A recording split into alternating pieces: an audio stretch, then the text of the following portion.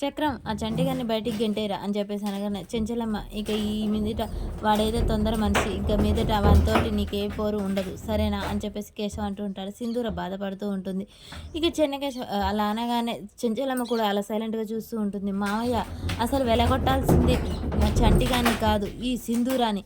తప్పు చేసింది ఈ సింధూర. మీరు ఎంతో ప్రేమగా నెత్తిన పెట్టుకుంటున్నారు. అలాంటి సింధూర ఇవాళ బొట్టు పూలు అన్నది రేపు ఇంకేం కోరుకుంటుందో తన సుఖాన్ని కోరుకుంటుంది అని చెప్పేసి చాముండి నోటికొచ్చి నన్ను వాగుతూ ఉంటుంది. అది విన్న చెంచలమ్మ అలా కోపంగా చాముండి వైపు అయితే చూస్తూ ఉంటుంది. సింధూరకు చెప్పే అవకాశం ఇవ్వనందుకు సింధూర బాధపడుతూ ఉంటుంది. అసలు ఇలాంటి దాన్ని ఇంట్లో నుండనియద్దు, బయటికి వెలగొట్టాలి అత్తమ్మ, బయటికి పంపేయండి అనగానే ఇక రేణుక భవతి కూడా దొరికిందే ఛాన్స్ అన్నట్టు, అవునొదిన ఇప్పుడంటే మా నోర్లు మూపిస్తున్నావు, రేపు ఈ విషయం నలుగురికి తెలిస్తే ఊళ్ళో ఏమనుకుంటారో, అడిగిన వాళ్ళందరికీ నోరు మూపిస్తావక్క.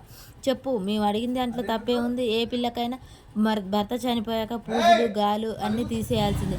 అలాంటిది ఇప్పుడు నువ్వు ఒప్పుకున్నంత మాత్రాన ఆ సింధూర తప్పు చేయిందా? అలా వాళ్ళందరి మాటలు వినగానే చెంచలమ్మ చేసేదేం లేక సింధూర మంది మాటలు అంటున్నారు అని బాధపడుతూ ఉంటుంది. ఇక చంటి అక్కనే తొంగి చూస్తూ ఉంటాడు. అమ్మాయి గారిని ఏమైనా చేస్తారేమో అని కోప. అత్తమ్మ అది కాదు, చిన్నప్పటి నుంచి నాకు దేవుడికి దండం పెట్టుకోగానే బొట్టు పెట్టుకునే అలవాటు, అందుకనే నేను అలా అన్నాను అత్తమ్మ అనగానే చాముండి నోరు అదుపు, మాట పొదుపు, ఏం మాట్లాడుతున్నావు ఇంటి కోడలు గురించి? ఏ ఆడపిల్లకైనా పూలు గాజులు భర్తతో రావు, అలాగే భర్తతోనే పోవు. కానీ మూఢనమ్మకాలు మూఢ ఆచారాల వల్ల ఇలా సాటించాల్సింది. ఒక అమ్మాయిని ఆ మాటలు అనే ముందు తన మనసు ఎంత గాయపడుతుందో అర్థం చేసుకోరా? తను ఎంత బాధపడుతుందో అర్థం చేసుకోరా? తను చెప్పడానికి కూడా అవకాశం ఇవ్వకుండా ఇలా నిందలేస్తారా?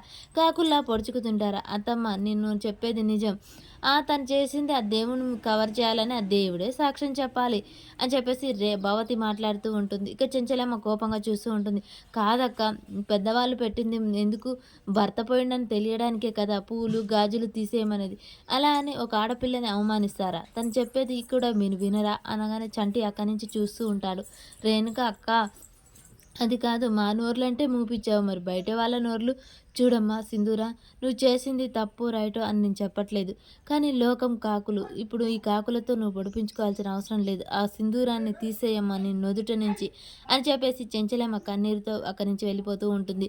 ఇంకా సింధూర తన బొట్టు తుడుస్తూ ఉంటుంది. చంటి ఆగండి అమ్మాయి గారు అని తన మనసులోనే ఆపాలనుకుంటాడు. ఇక సింధూర అలా సింధూర తీసేస్తూ ఉంటుంది. తనకు తాళి కట్టిన విషయం, తనకు బొట్టు తుడిచిన విషయం, గాజులు పగలగొట్టింది, అవన్నీ సింధూర గుర్తు చేసుకొని తన తాలి తనకు దూరమైన లోకులు కాకుల్లా పొడుస్తున్నారని సింధూర బాధతో తన నుదుట సింధూరాన్ని అయితే తుడిచేస్తూ ఉంటుంది. ఇక ఇంట్లో వాళ్ళంతా సైలెంట్గా ఎవరి గదిలోకి వాళ్ళు వెళ్ళిపోతారు. సింధూర జీవితం ఇలా పంజరంలో చిలకలా ఉండాల్సిందేనా?